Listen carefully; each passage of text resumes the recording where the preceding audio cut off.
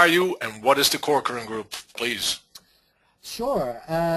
So I'm the Director of Interactive Product and Marketing at the Corcoran Group, which is New York City's largest residential real estate brokerage.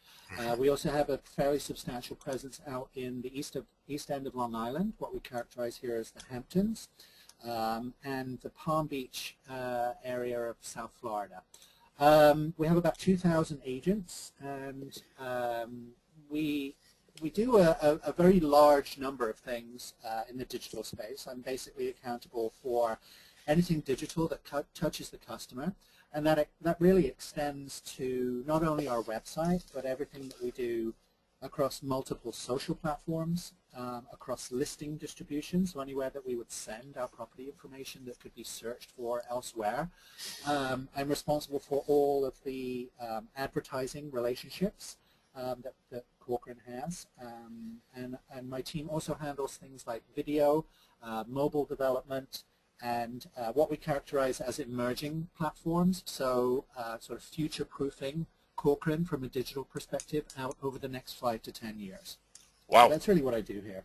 Okay, and well, as I have experienced over the last couple of years in which I've known you and see what you and your team are doing, your work, it really came upon me is that you guys really want to own the digital space with your knowledge and expertise as far as housing and moving and living is concerned. Now, a couple of months ago, I was introduced to the zero moment of truth, which Google brought out. Are you familiar with the zero moment of truth, Matthew? Yeah, it's an approach that resonates really well with us here at Corcoran. What is it to you, the zero moment of truth? Could you explain, please? It's based on a white paper that somebody called Jim Lesinski published at Google, which says that when you have a lot of information online, and you have a much more diversified range of advertising opportunities and the way that messaging reaches customers, what happens is that customers are becoming much more informed by doing research and talking to their friends and absorbing advertising messages in different ways across many different platforms, whether that's mobile or TV or print or web or whatever it is. But as part of that process of deciding what they're going to buy, they actually are much smarter than ever before. And what happens is that they characterize the zero moment of truth as that moment where the person is doing the research and decides to take action for a particular purchase. And that's basically what the zero moment of truth is. It's a research-informed decision-making moment that then sort of guides the customer to either a certain aisle in the grocery store or towards a certain store in the mall or that kind of thing. But it's that action point whereby somebody decides, yes, I'd like to go and buy something. Exactly, and the interesting thing for me was that as a owner or producer of services or goods, you don't have the control anymore of where people will, how do you say, consume information. Somebody might pick up information from Twitter, somebody might pick up information from your own website, somebody might pick up information from Facebook. The whole diversity of information is becoming very wide, so you have to control a lot of, or you have to be aware of a lot of social channels or channels in order to manage that zero moment of truth. Is that basically, because you guys are running a lot of social platforms, is that basically what you guys are doing in hindsight? I mean, I can imagine that 4 or 5 years ago when you started, for instance, on Twitter or whatever, you didn't have that vision yet. But in hindsight, you right now you see that, hey, this is exactly what we're doing. Yeah, I mean, I would hesitate like you did. I would hesitate to use the word control with this stuff. Yeah. I think it's more informed by just an approach where you think more holistically about what the customer does online and your place within that journey. I think, when we think about the zero moment of truth, we think about sort of two periods of time that are informed by customer data. If you look at something like the National Association of Realtors annual customer survey, it's the largest, most comprehensive sort of litmus test of customer sentiment that we have here in America. Yeah. And it says that people on average consider themselves to be in the market for about 2 years. And as part of that process, they're doing research, they're talking to their friends, they're going and visiting the bank, that kind of stuff. But if you also look at like the average lifespan of a syndication portal user, like a Zillow user or a Trulia user or a site like that, that lifespan of that somebody using those tools is only about 7 or 8 months. So you basically sort of have about 1.5 years whereby people are doing research and thinking about the process and sort of getting ready and considering neighborhoods and trying to answer the question, what does it feel like to live there?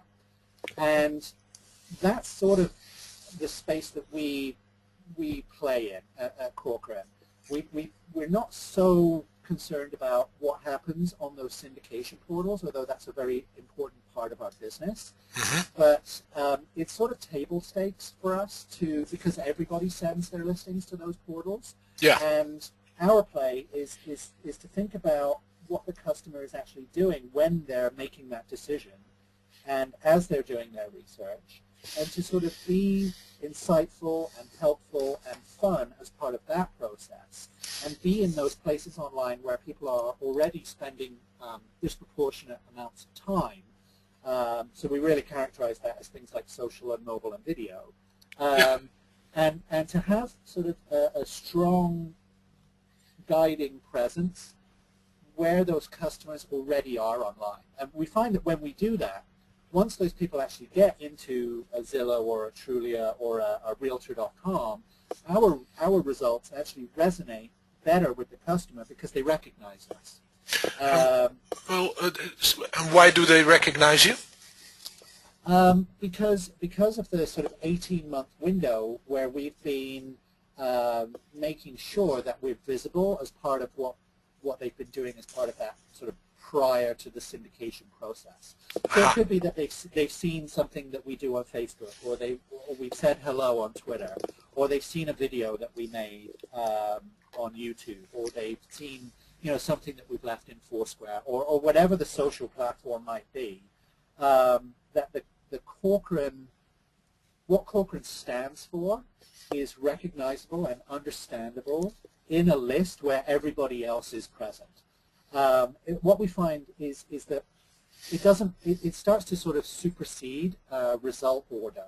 So it doesn't matter if we're result number 3 or number 4 on that page. If we have already connected with the customer, it doesn't matter that we're not number 1 on that particular search result page, whether it's in Google or in Zillow. And we're seeing this bear out actually in the data itself. So the more aggressive we are sort of in things like social and mobile and video, the more aggressively productive our organic results become in things like Google, Zillow, and Trulia. All right. And you mentioned that people, you might have said hello on Twitter or like them on Facebook or whatever.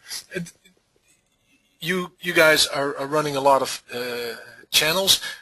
How did you start out? Obviously, you started out with your own website. That's basically, I guess, the fundament in the whole exercise, as I might say. But how did you expand into that social sphere? Yeah, it's a really good question. So one of the core brand directions here at Corcoran is that when people look for an apartment in New York City, that process is just as much informed by what's around the building as what's inside the building. So what's nearby becomes very, very important part of that process, and it's actually a key indicator of happiness. You know, and our customers tell this to us every time we talk to them, whether that's en masse as a poll or individually with an agent. That answering the question, will I be happy there? What does it feel like to live there? Is a very important part of the process. And while the sort of nuts and bolts of the financial process are very important and a very, very critical part of the home purchasing cycle, whether their children would be happy, you know, at the nearby school is actually more of a guiding principle for how that decision-making process actually works.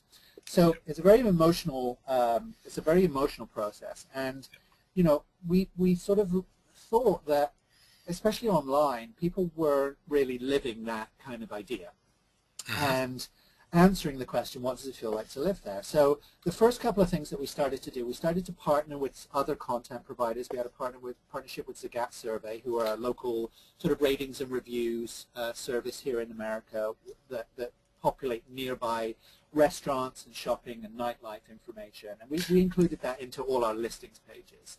Okay, excuse me, Matthew. Zagat, is that like, we're not familiar with Zagat over here in the Netherlands, but is that a bit like Yelp? It's like a higher end version of Yelp. It's it's curated by reviewers. It's not crowdsourced. That's the big difference. Okay. So clear. It's actually quite a prestigious thing to be Zagat rated. It's quite a, you know, it's something that people put on their doors on their restaurants here, that kind of thing. And they wear hats and shirts and stuff like that. But you added that to your listings. Yeah, so we added that to all our listings, and that was very favorably received. But you know, we're sort of going out there and saying, you know, we're insightful and we're helpful, and you can talk to us about anything, and we're the local resource about life in New York City, and you know, I always felt that it wasn't really answered on our website, and I thought, well, we really need a place to allow people to talk to us. And that gets really tricky to do on a real estate brokerage website. Obviously, opening up things like listings for commenting is very contentious, especially with the relationship with the seller. And we said, well, we sort of have a problem where we want to be able to talk to people, and we want to be, you know, we want to participate in conversations, and we want people to, you know, feel free to ask us anything, or let us know if they have a problem, or that kind of thing. And that's why we started on Twitter. Twitter is actually a really great fit for us for that problem, and continues to be one of our our most strongest social platforms that we have. I think it's very effective, really, because it's the most human. It's sort of one-to-one interactions a lot of the time, and it's proven to be very, very powerful for us. So we started about 5 years ago with Twitter. And it's still working out really great for us. I'm a big fan of the platform. I think it's great. Yeah, but it says your name and the Corcoran Group. When people Twitter, they Twitter with you, or is there like a whole team behind it? Oh, it's just me. Yeah. So it's just you. It's just me. I mean, we felt that it was important to identify the account as coming from a specific person. Yeah. We thought it was important to an important step in humanizing the brand, that people understood that they were actually talking to someone rather than this sort of nameless, faceless corporate account. Okay. So it was a way to sort of warm up what we were doing on that platform, I guess you would say. Okay, and then how does Twitter? I mean, when a couple of years ago, a lot of people would connect Twitter with Facebook because Facebook was then the up and coming thing, and you know, you wanted to share that on both channels. Another thing was, you know, we'd be really pushing messages out to Twitter instead of listening. what has Twitter become right now for you guys? Is that like the consumer customer service channel, the quick question channel? What is it right now for you guys?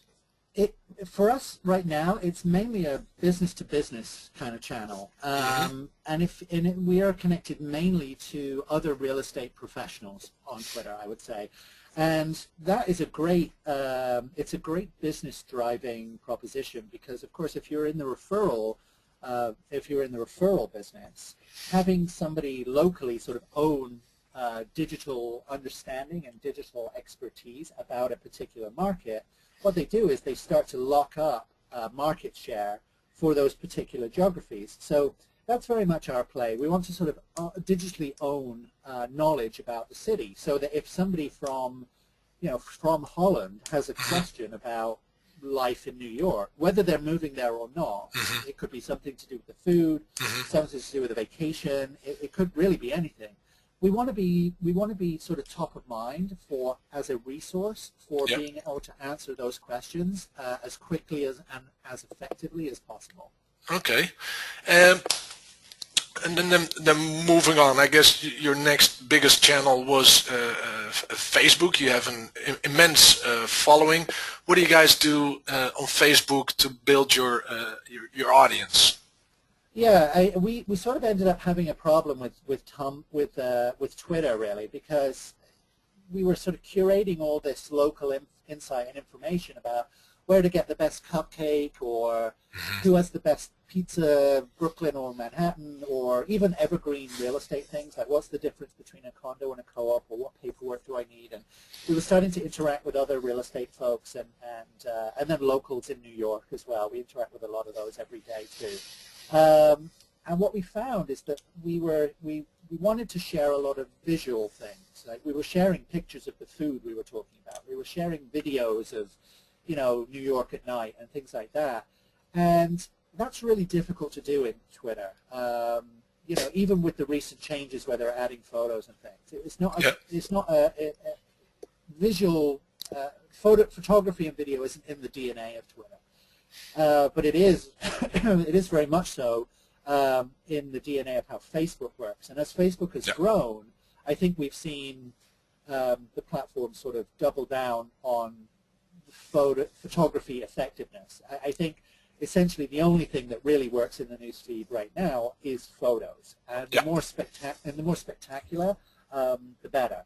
So Facebook is really a sort of curated best of Twitter feed for us, and it's almost exclusively photo-based. We very rarely do anything else, unless it's something very special or something that we might want to promote locally or something like that, like what we're doing at the Barclays Center, which is a very large sports stadium here that you're looking at right now. That's really how we've grown our Facebook presence, is by posting the most spectacular things that we can find throughout the day. And we post, we've sort of really tried to optimize on when we post throughout the day. So we post about 9 o'clock in the morning. We're big believers that people, when they arrive at work, they check Facebook before they check their email. We're big believers in that, and we see a lot of activity behind that. And then we post again at 4 p.m. in the afternoon as people start to sort of close out the day at work, and they're starting to slow down. We see a little bit more Facebook use of our content there. And quite recently, we've actually added an overnight post at 1 a.m. as well, when Facebook tends to be a little bit quieter. And we find that if you post when Facebook is quiet, it's actually easier to stay in the news feed longer. Obviously, we're all aware of Facebook tweaking their newsfeed algorithm to surface the best content all the time, and it's a very unforgiving environment. If you don't have a critical mass behind things like commenting and sharing in particular, within the first sort of 20 minutes or so of your post, it actually starts to get deleted out of your followers' news feeds automatically. So you leave about, on average, 85 to 90% of your audience on the table with this stuff. They never see what you post. Wow. So, which is sort of a terrifying statistic to think that, you know, if I'm connected to 100 people, I'm only reaching really about 8 or 9 of them at one given time with one post. So, as a result of that, we're not averse to, you know, reposting things. You know, if you figure 90% of your audience never sees one of your posts, the idea of reposting sort of becomes okay. Yeah. So we've sort of evolved our Facebook strategy based on the data and based on the use of what we see, but it's always been a very, very visual platform for us. Okay, and now you have like from the old school, you had Twitter, Facebook, or from the old school survivors, because there's a lot of platforms which haven't. Which didn't make it the way Twitter and Facebook have made it. Now, I've read some stuff that you guys were really putting out some incredible statistics on YouTube. And what kind of role does YouTube play in this strategy from customer service to presenting visual? Well, image-heavy data to video, because obviously video has a whole different DNA than presenting pictures. Yeah, there's sort of two approaches that we have when it comes to video. I mean, we do the home tours and the property listings and the kind of stuff that everybody would think of as real estate video. Yeah. But what's more of a I mean, you see some examples of it right now on the screen. Those are the kind of property tours that we do. Yeah. But we don't do many of them. We really don't focus there. We have them available to our agents, and they get a lot of viewership. But our focus has really been on video being more of an extension of what we do in social media than listing search and syndication. It's much more about answering questions. What we do in video, because we've been answering these questions in Twitter, and then we were sort of doing the same thing in Facebook, and it occurred to us that, you know, we were answering these questions all the time, but we weren't sort of archiving them, and they weren't very humanized either. Well, you really didn't get the sense that somebody was sort of answering them, and the people that know this the best are our agents.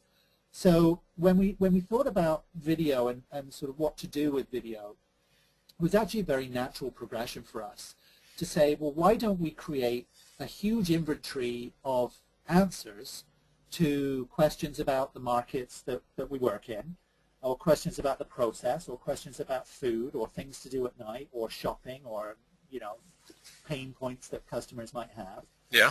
And we'll get the agents to answer these in ways that are very personal and can be used everywhere else.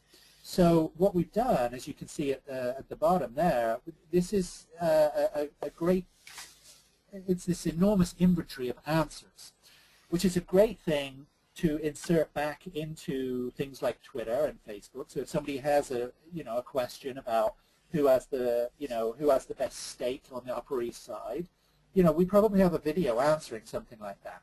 Or why did you become an agent? That's a really great one to use as a recruiting tool, for example. Okay. We found that when we did this, it actually is a very, very powerful search engine optimization play, because very often when somebody types this stuff into Google, our video content will actually surface as an answer to that particular question. And if you can answer that with the voice of an agent from Corcoran, sort of guiding you through the process and guiding you through the answer, that actually becomes very, very powerful. So this is sort of how we've sort of uniquely focused on building out a video product within YouTube, and we've seen a lot of success behind these. In aggregate, our agent-centric answer views have been viewed about 1 million times so far. So there's, individually they don't get viewed a lot, but they get viewed by the right people at the right time in the right place, and that's a very important sort of mantra for us. Yeah, of course, because that's when you really add value to your brand, or to the people using your brand, because that's when they need you most, and that's when you're there for them. I guess I find these amazing statistics, like, this video being watched about 1 million times, but that's more like, I think that's more like in the display kind of way, that people like watching that video as a sort of infotainment, instead of when they really get these agent answers. That's really something that answers a certain question they have. Which yeah, absolutely, that's very true. It's a great way to sort of characterize this, and we've done a lot of work in sort of putting those agent answers back into our social media platforms to surface at the right time in the right place. And I know you like to talk about if this then that, but we can talk about that later. But how we think about this stuff. I don't want to jump ahead too much here. No, otherwise we'll be done way too early. No. So we got we have the Twitter, we have the Facebook, but then I think one of the most important things, which truly amazes me up to this day, is you guys made a move and really started owning the local expertise through putting out tips of where to do certain things, when to do certain things, with your Foursquare strategy. That I think you guys have really put Foursquare on my digital map. Tell us a little bit about Foursquare and how that put you guys as the people that know New York City. Yeah, just one more thing about video, just as I think about it here. One of the things that we also use video for is very often on Twitter. Like if somebody reaches out to us on Twitter, we'll respond with a video, with a personalized video, and it'll be me talking to them on video. And it's a very very quick and very simple, but very powerful thing to do with YouTube. Where if somebody says, where do I get the best pizza in Soho, for example, and if my answer is a little bit longer than is possible in a tweet, I'll respond with a video. Or if somebody says, thank you, I really enjoyed what you did on Facebook yesterday, I might personally thank them with a video that I'll sort of very quickly record on YouTube and then send to them as a Twitter response. And this was inspired by something that a local startup here called Warby Parker did. They sell glasses, like vision glasses. And I was in the market to buy a new pair of glasses, and they have this amazing website. There you go, that's the first result there. They have this beautiful website for basically being able to try on different styles. I really like the design, and I really like them as a brand. And I go through the process, and you can sort of virtually try on the glasses and things like that. And I went through and I sort of made the purchase, and it was this amazing sort of beautiful experience. And I sent something out on Twitter, and I said, just had this great experience with Warby Parker. Beautiful web experience, can't recommend them highly enough.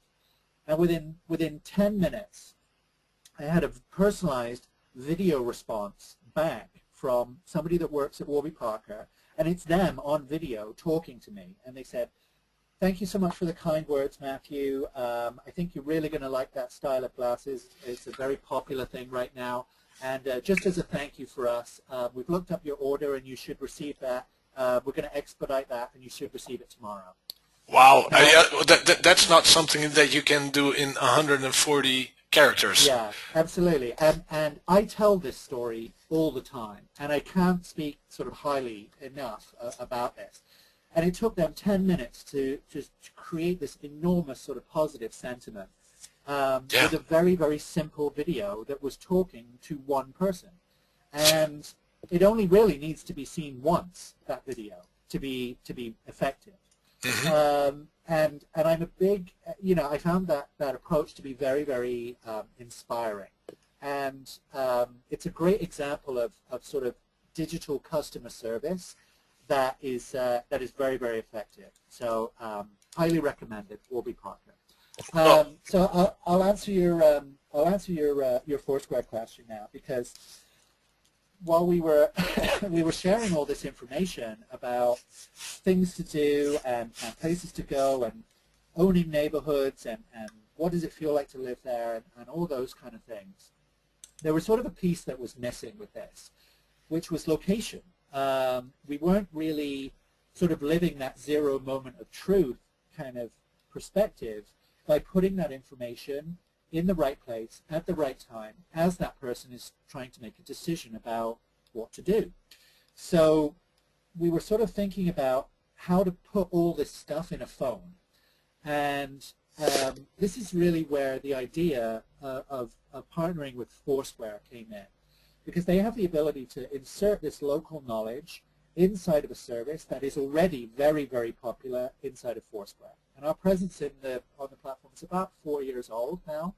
And we said, well, let's sort of try to digitize the experience that's inside of our agents' heads and share that in a way that would be powerful in the moment to somebody trying to make a decision. And with the premise that we will sort of own information about life in New York City.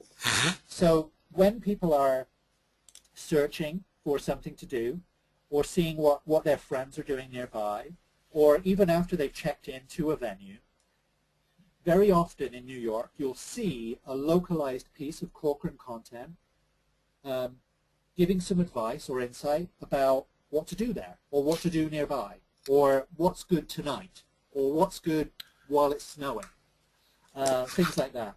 And this is really what we do in Foursquare. It really helps us to put the right information at the right time for the right person in the right place. And we have a very, very substantial footprint there. We have about 3,000 different pieces of localized information there. So we went out and sort of built our own local database over time.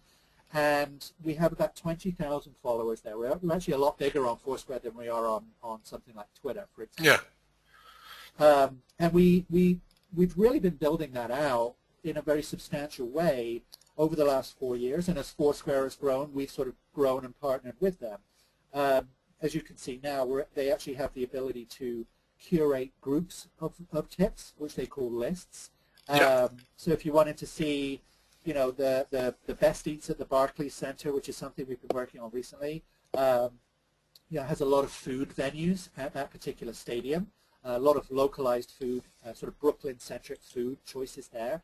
Here's a list of our top 20 things to do before you go, for example.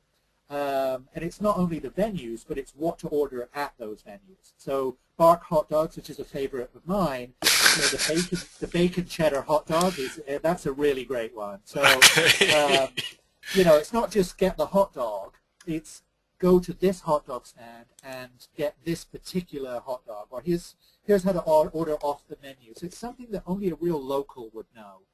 And we do a lot of work around this particular idea, and you can see that's very visual. Yep. You can kind of see what these things look like. So it sort of takes some of the learning from Facebook and Twitter and sort of makes it appropriate to what goes on the phone in the moment for that decision-making process. And it's been very, very powerful for us. I think well, Foursquare, we get hundreds of thousands of people use these pieces of content every single month.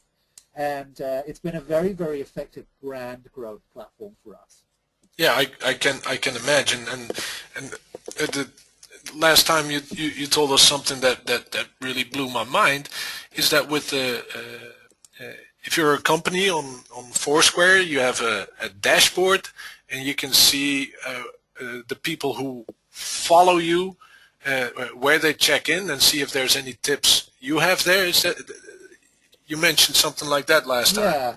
Yeah. The dashboard is relatively new, but a very, very powerful thing that they have in there is they can say, you can actually look up where your followers check in a lot, and if you don't have a tip there, you can leave a tip there. Because it's a sort of deeper way of connecting with your existing audience to say, well, your audience actually checks in a lot at this particular coffee shop, but you don't have a tip there. So there's an opportunity for you to connect on a deeper level with them.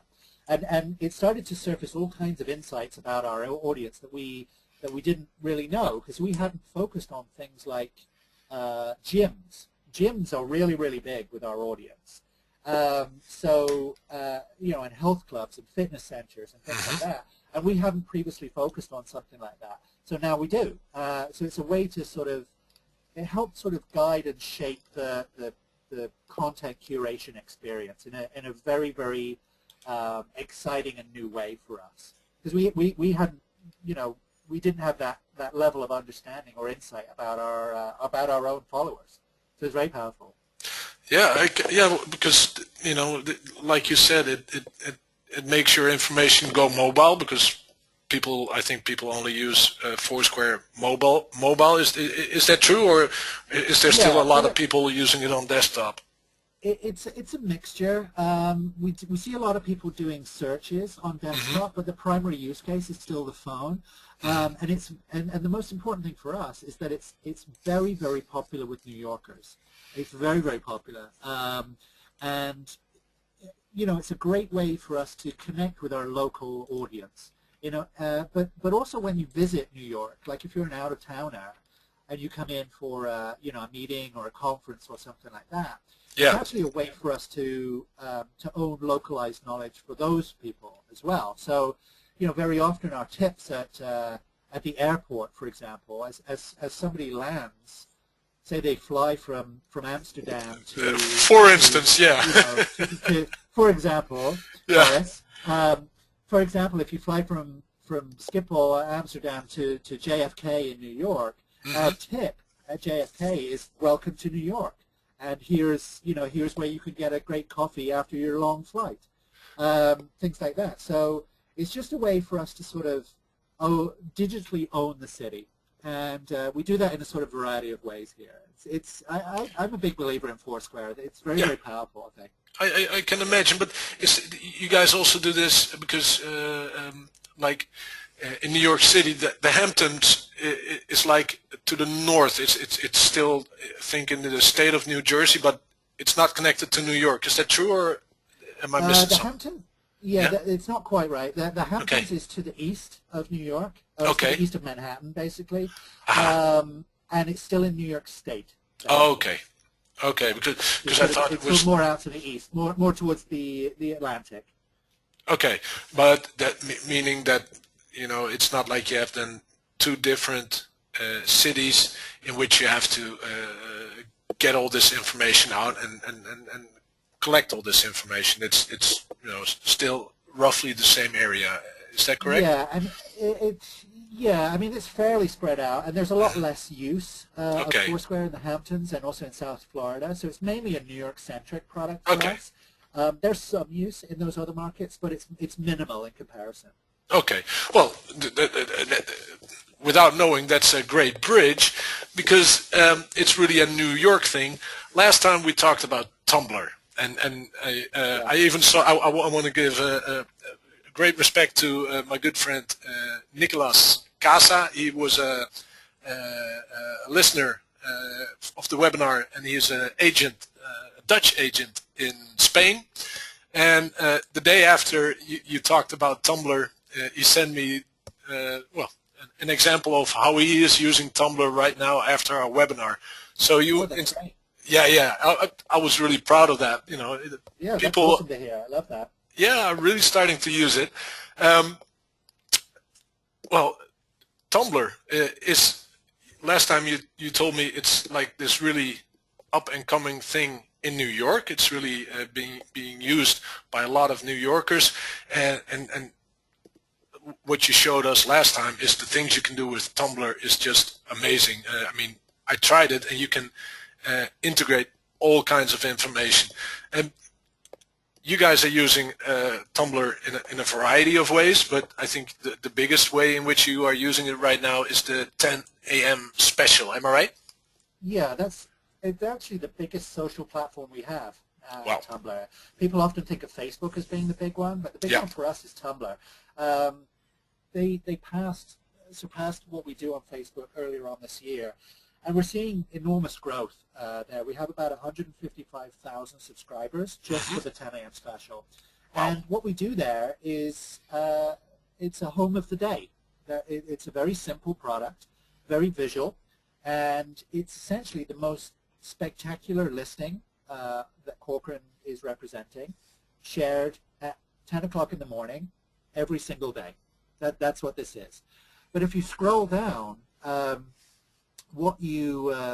way that we build it is that we give sort of these beautiful visuals, but then we actually sort of what we call socially enhance those particular listings by bringing in everything else from all the other platforms. So here's a nearby Foursquare tip for that particular listing, and then you can see other Foursquare tips that are nearby that we've left. Here's our Pinterest boards for related things in the same neighborhood, for example. Yeah. Here's YouTube content of agents that work in that particular area, or things to do nearby, or things that might be indirectly relevant to to what's going on for that particular listing. And we've been sort of actively building this out, and this changes every single day for each listing. And it's a very, very powerful way to sort of just really answer that question, what does it feel like to live there, beyond just showing property information. And we find that when we do this, these things get interacted with in a very, very dynamic and very sort of powerful way. One of the ways that we measure that is with what happens back on Corcoran.com itself. Tumblr visitors back on Corcoran.com, they're very much more engaged than somebody coming in from a syndication portal, for example. They stay longer and they look at a lot more things. And as a result, we assign a greater quality to that kind of visitor. So the Tumblr audience is it's a more qualified audience for us. Okay, well, I'm getting Nicholas Casa. His name is Klaus van Mierlo, and his brand name is Nicholas Casa. So, Klaus, dankjewel. Thank you, Klaus. But the reason why people tend to spend more time on Corcoran.com and look at more things, in my humble opinion, it's because now they got a lot more insights and knowledge about the property, so that they look at the property in a whole different way, because it's not only the property, it's where it's at, what's around it, and literally how it looks, how other apartments look around it, plus the agent that works with it. Now, a question that arises with me is, why wouldn't you do the same on Tumblr or on Corcoran.com? Yeah, it's something that we think about with Corcoran.com, and we're definitely working towards socially enabling a lot more of our content there. But the Corcoran.com kind of does something different. It has localized information around it. Yeah. If you click on one of the listings, like the 898 Park Avenue. 898 Park Avenue. Yeah, just down in the. Oh, that's okay. It doesn't matter. Just any one of these from our search results. So you check that first one. That's a pretty spectacular one. $115 million. That is spectacular. That's about as spectacular as it gets here in Manhattan as well. That view is absolutely incredible. That's where you live? Down, no, my goodness me, I wish. No, if you scroll down, you can actually see, some more of the socialized content coming in. So you can see what's in the area. You can see more about the neighborhood and stuff like that. So we're sort of working more towards that kind of route. But being able to, the reach of that particular listing page on Corcoran.com is nowhere near as big as it is on Tumblr. Oh, yes. To sort of drive people from Tumblr in a socially enabled way back into the listing, and then make it more about things like contacting the agent, or when the open house is, or what the more sort of functional specific details are about the listing. That sort of makes more sense for the way that the customer is sort of doing their research. So that's sort of how we think about it. I understand. You know, maps, subway lines, floor plans. It's a little drier in terms of its content, but when you come from one to the other, then you actually get everything. Yeah. Yeah. There's no need for us to replicate what we do on Tumblr on Corcoran.com, or vice versa, I think. So that's sort of how we think about it. Yeah, well, actually, you know, like we started out, it really has to do with the DNA of the different channels, and of course, with Tumblr, you have a whole different reach to see if people get over to the Corcoran.com and finally do business with you.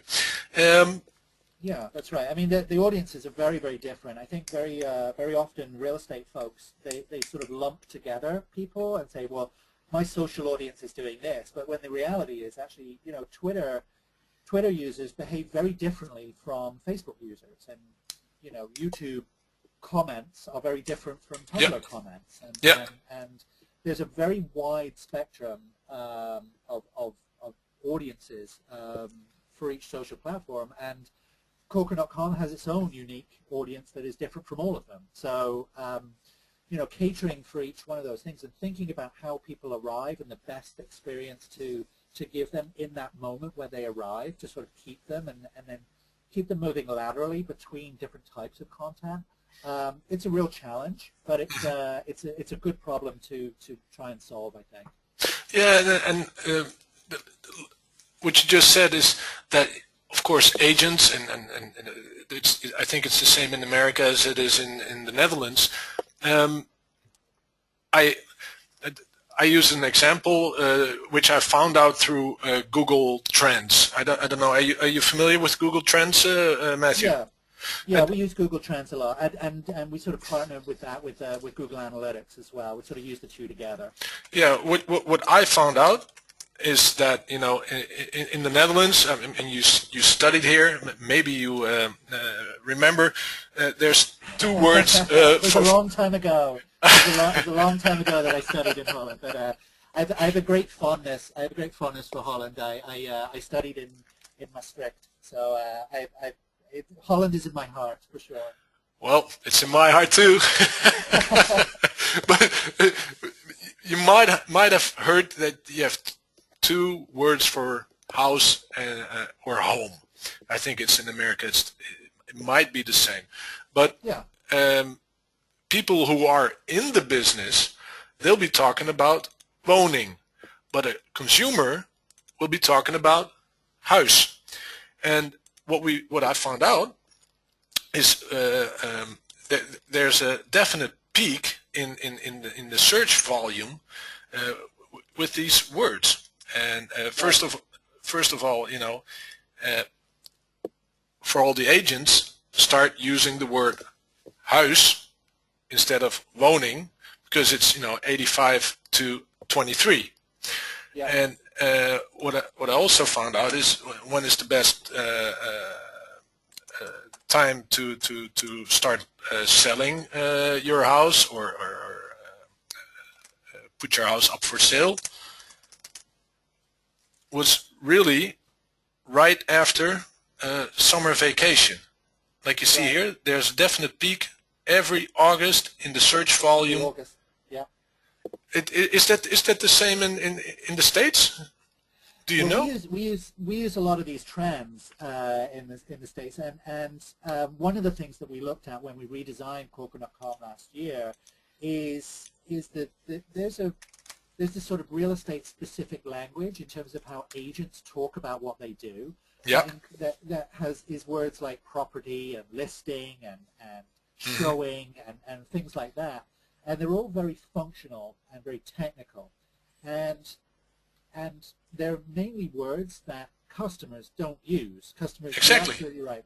They use words like home and visit and moving or living, and it's a little bit more active in terms of the language that they use. So, you know, when we were talking about the language to use on the website, you know, we made a very active stand with that to say, you know, we're going to remove language that says search for more listings, make that more like find more homes or find similar homes, and we made a very very conscious effort to sort of warm up the language to make it more consumer friendly. And we found that when we did that, the buttons were actually used and interacted with a lot more. But it's very much informed by this kind of data. We're very data driven in our group in terms of how we make the decisions. Yeah, well, exactly, because right now there's even a cultural difference, because if I look at the word home, it's mostly it peaks in July. I don't know why, but it peaks in July. It could be things like school holidays. I think that it has a lot to do, because in August all the Dutch school holidays end, and that's mostly when the planning of families will start. I mean, if I'm speaking out of my own experience, that's basically during the summer vacation. We talk about what are we going to do this year. It doesn't start on January the 1st. It actually starts at the end of the summer vacation.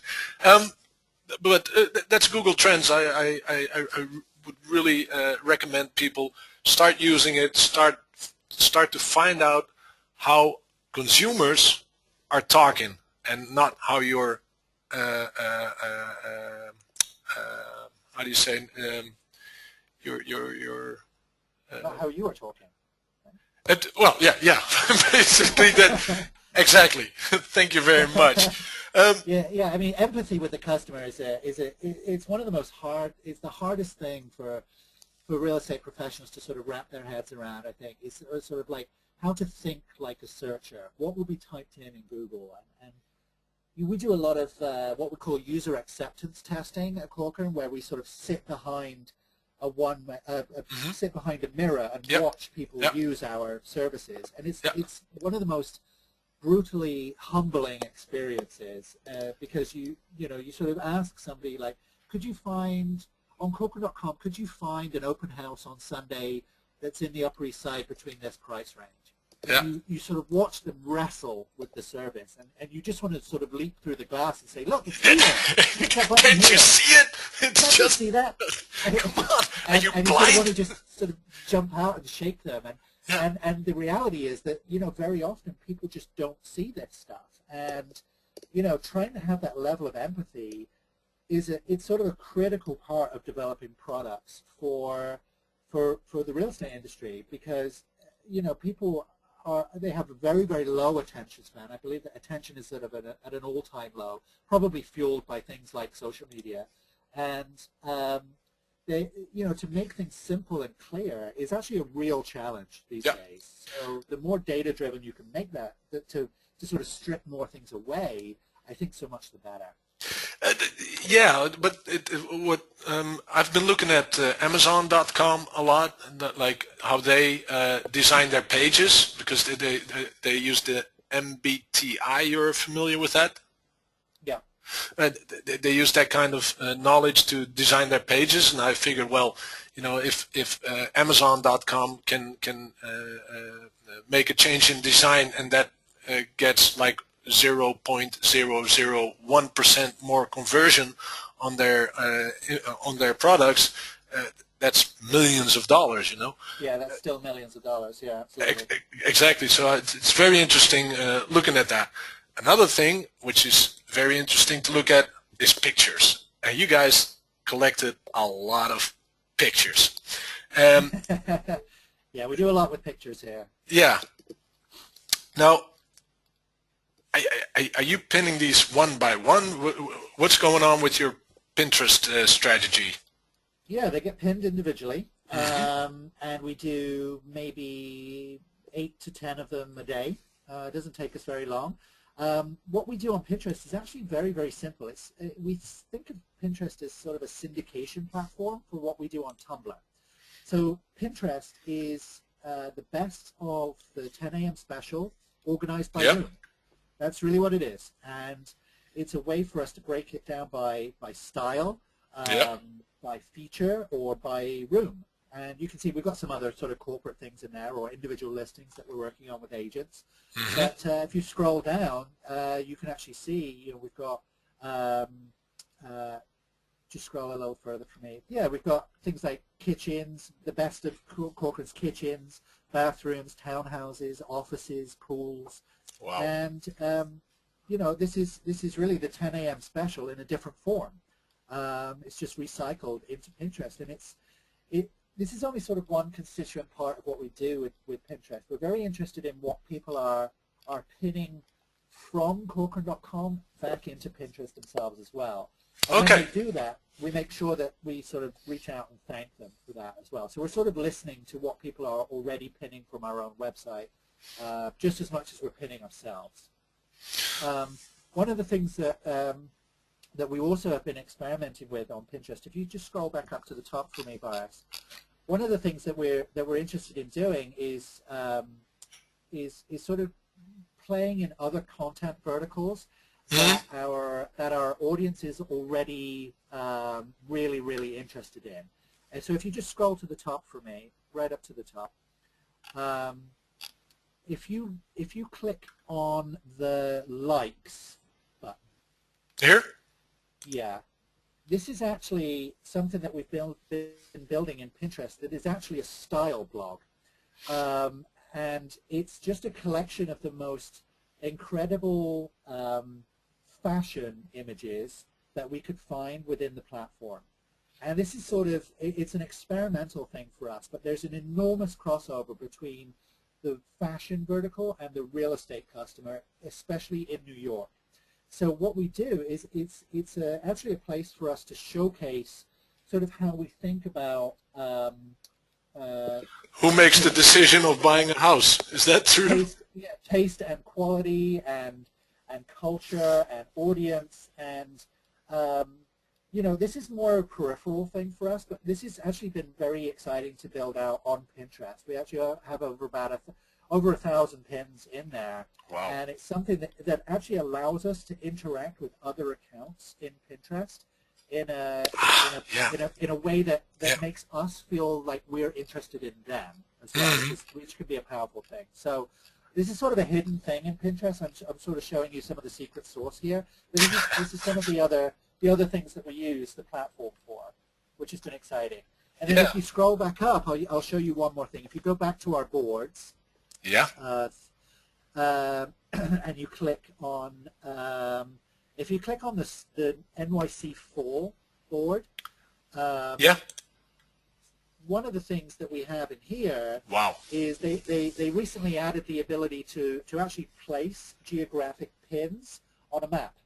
So they actually turned on maps, which is a great fit for us because all of our content is localized and map specific anyway. So if you actually click on Jimmy's number 43, which is a great it's a great bar, you can actually see the Foursquare tip plotted on a map, and then you can see sort of how all these things are arranged together, and actually get a little bit more information back on Foursquare or from the venue itself. So this is a way to sort of put our Foursquare groups into Pinterest in a visual way that actually plots them all together on a easy to use, easy to understand map. So that's sort of how it all sort of fits together with this stuff. Wow. That makes sense? Well, to me it does. It's overwhelming how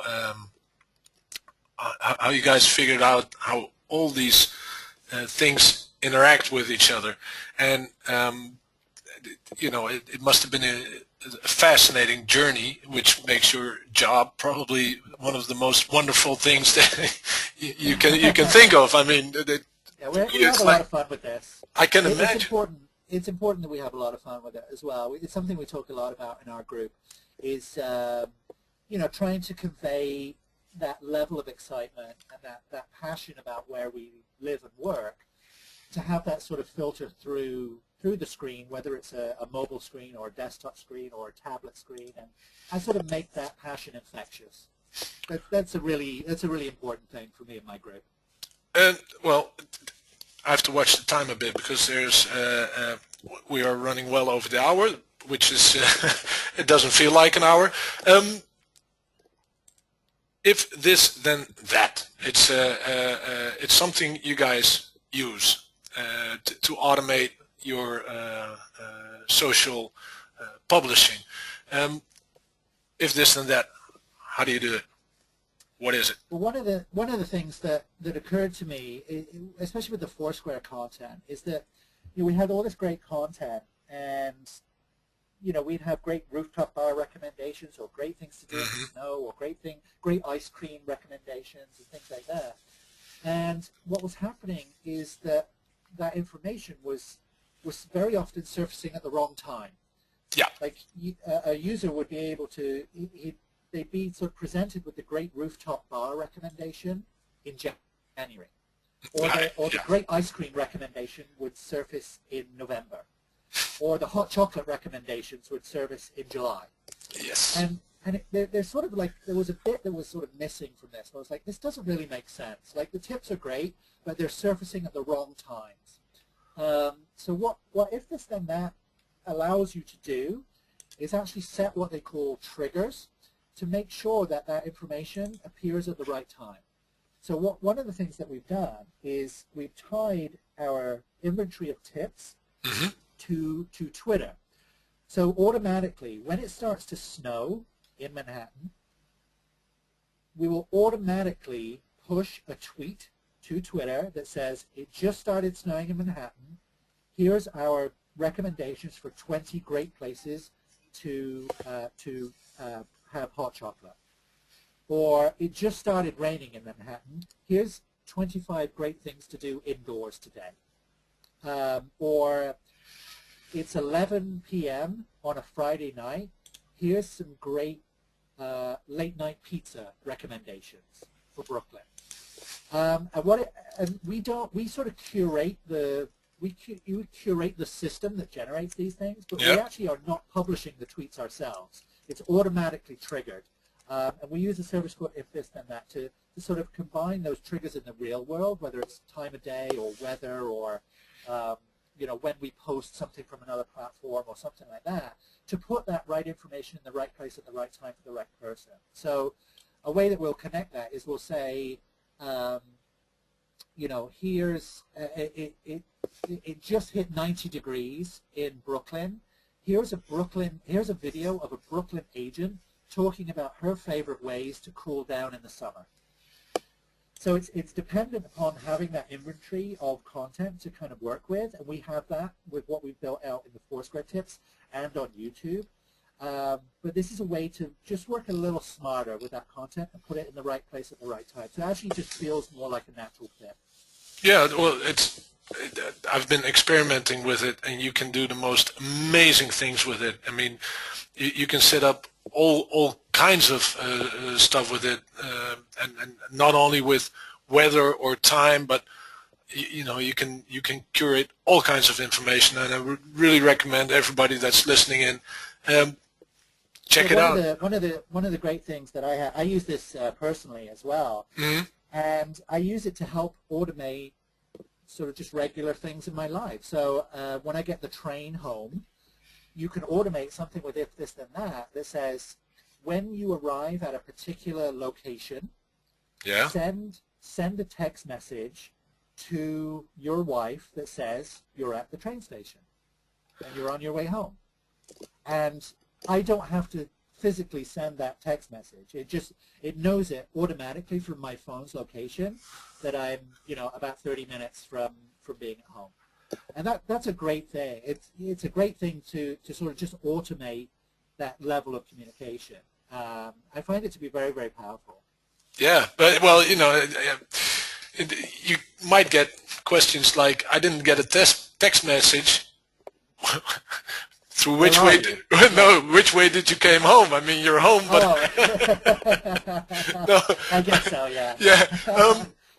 We have to move along. I'm sorry, but I think we'll do a lot of catching up in January when I see you in New York, and I would like all the Dutch people in the webinar, please check out realestateconnect.com and see if you can go.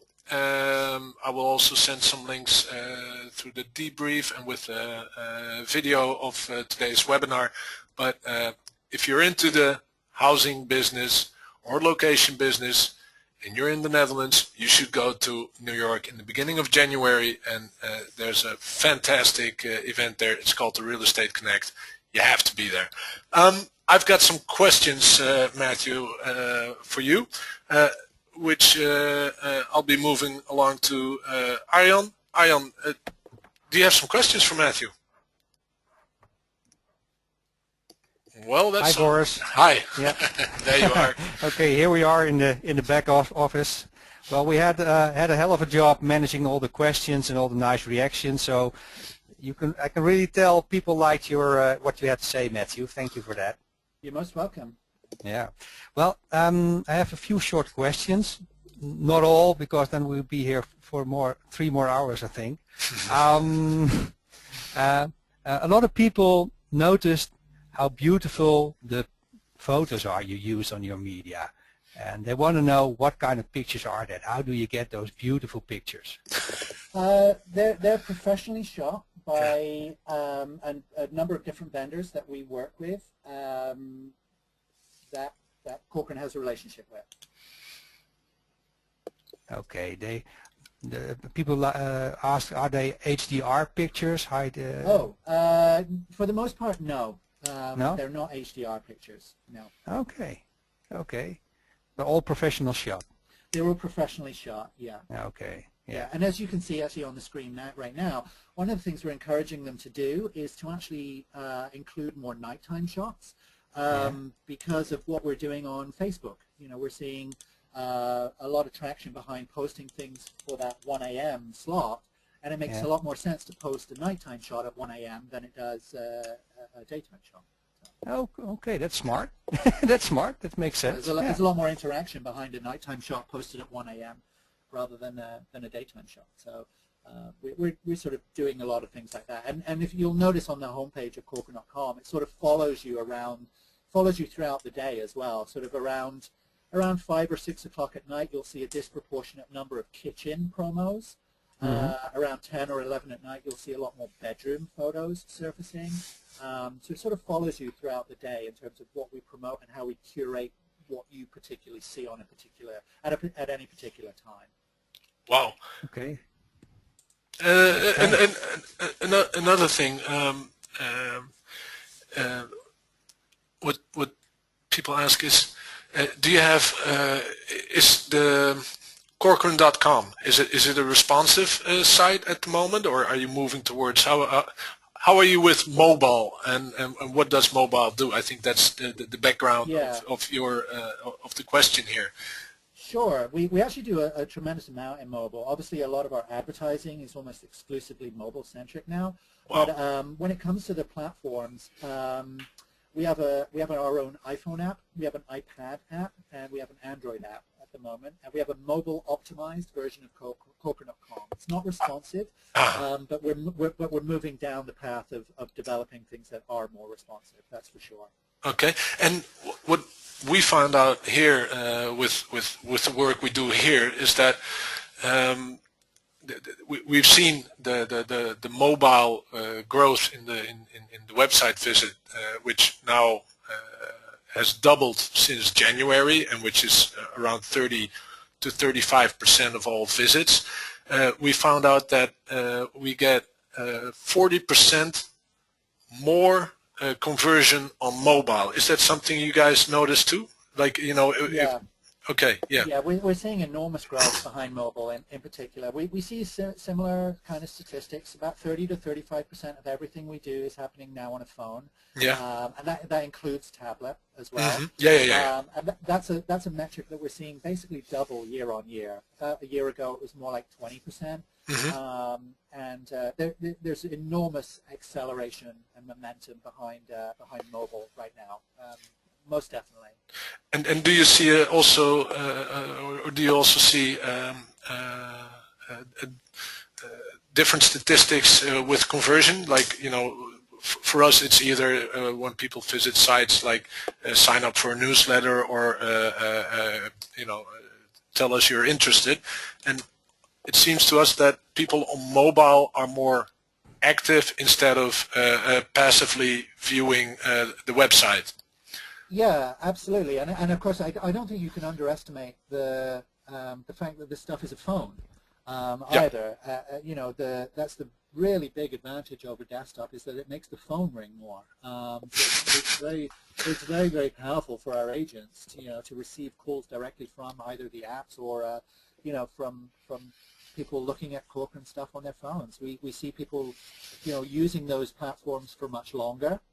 There's different patterns of behavior. For example, we see what happens on iPad to be more of an evening or weekend type of experience. Yeah.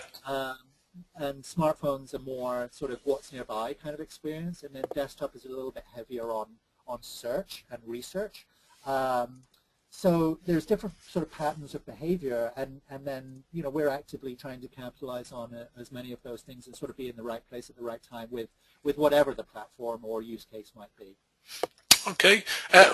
One of my favorite questions, and probably your favorite questions.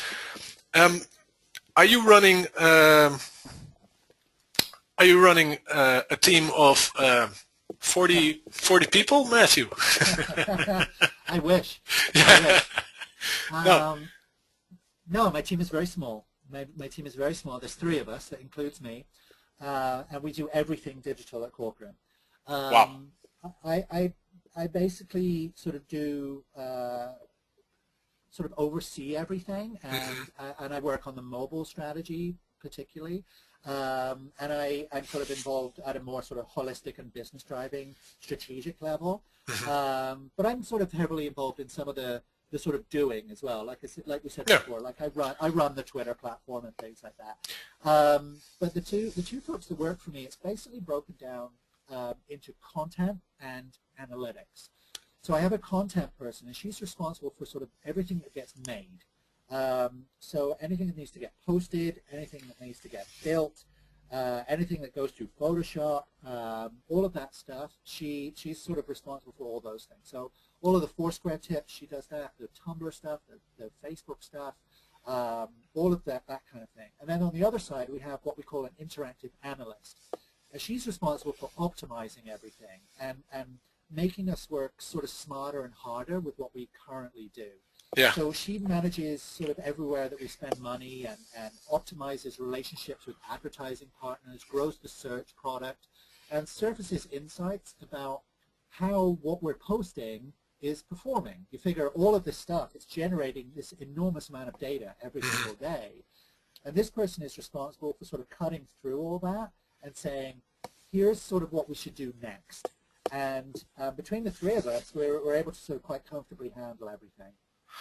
That's that's one of my recommendations to a lot of companies to who I talk to, who ask me, well, what should we do with our social marketing stuff? It's one of the main thing is get good analytics on board that you can experiment and over time start doing the right things based on your analytics or your statistics. I think that's a very important part of the team. Yes. I have one last question, and then we have to sign off. Well, it's probably a bit of a holistic questions. Your expectations for 2014. Yeah. Good question. Yeah, I was actually thinking about this this morning. I think, one of the things that we're currently seeing is exactly what you just said, which is using data to power real-time marketing excellence. That's sort of a big thing that I'm seeing right now, and I think we'll continue to see momentum behind that kind of thing. It's using data to power this stuff a little bit more effectively. But also, I think we're also starting to see a lot more social platform diversification, because people, I think people are getting, I'm sort of a firm believer that things like Facebook fatigue are a very real thing. I think that there's less and less tolerance for what goes on in Facebook. Obviously, Facebook are being a lot more aggressive with what shows up in the news feed. I think advertisers and brands are finding it harder and harder to maintain a strong presence in the news feed. And the platforms that have a lot of momentum behind them are more to do with niche interests than sort of here's the water cooler where everybody comes together. So I think it's no secret that like Instagram is a really, really popular one right now, because it's a very, very simple product that does one or two things really, really well. Yeah. And I think, off the back of that, one thing that I'm seeing a lot more of is a focus more on a lot of the things that we've spoken about today, which is a focus more on intimacy, the use of sort of intimacy as an idea, rather than public sharing. Mm-hmm. So the idea of sort of private messaging, especially in mobile, I think we're seeing a lot of that. We have a service here called Snapchat, which is very, very popular right now. I was thinking of that, yeah. Yeah, Instagram just turned on their private messaging features, and obviously Facebook and Twitter and things like that are it's well documented as to how they're actually replacing email. So this idea of sort of intimacy and sort of private messaging or private group messaging, I think we're seeing a lot of platforms actually build that into their feature set. Yeah. But one of the things that I have a sort of particular eye on is how a lot of the platforms, especially the larger ones, are actually starting to become similar. It's Yes. like Twitter turning on photos, or Facebook turning on hashtags, or things like that. There's increasingly a larger amount of overlap between these things. I think what Google Plus is doing and how that works with YouTube obviously has large overlap with Facebook. So I think it's going to be very, very interesting as the platforms mature to see exactly how people gravitate to each individual service and use it differently when those services actually become similar to each other. It's a very interesting conundrum, a very interesting challenge to try and sort of solve, I think. I completely agree. I mean, I think the movement, but that's probably out of my own experience, the movement will also will have a lot to do with the fact that my kids don't go on Facebook because I'm there. Right. I'm starting to think of also moving out of Facebook because my parents are there. Yeah, that's cool, right? I don't know your parents, but I know if my parents were on Facebook, I would think it was the least cool thing ever. Yeah, I mean, no disrespect to my parents. Oh no. It's sort of Facebook is not. It's not. It doesn't have that kind of coolness to it. I think it's no surprise that the fastest growing demographic in Facebook is easily sort of 50 plus people, and it doesn't quite have that. As it matures, its audience is maturing and starting to behave differently, and its audience is growing up as the platform grows up, and that's completely okay. I think it's a very natural part of how these things grow and evolve, I think. I think that is very true.